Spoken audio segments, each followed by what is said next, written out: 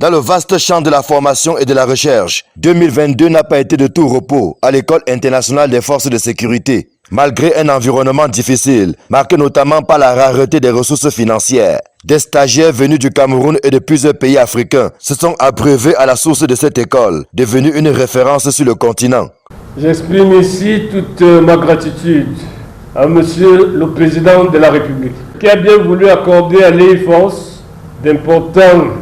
appuis financiers spéciaux de la somme de 1,438 milliard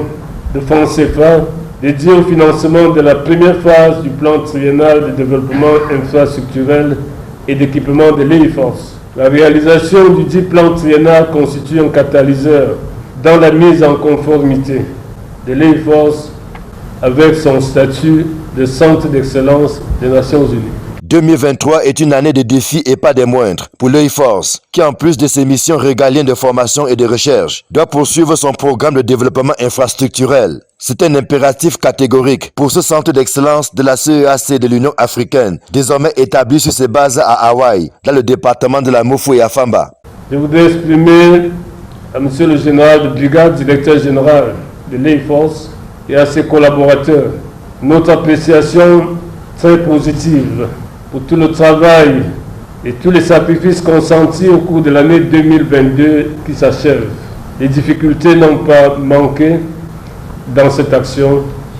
que nous avons suivie au jour le jour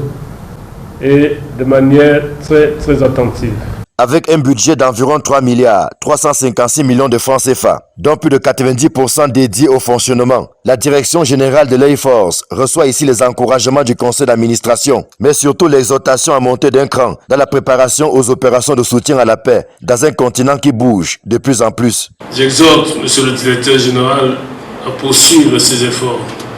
pour qu'en 2023, l'EIFORS continue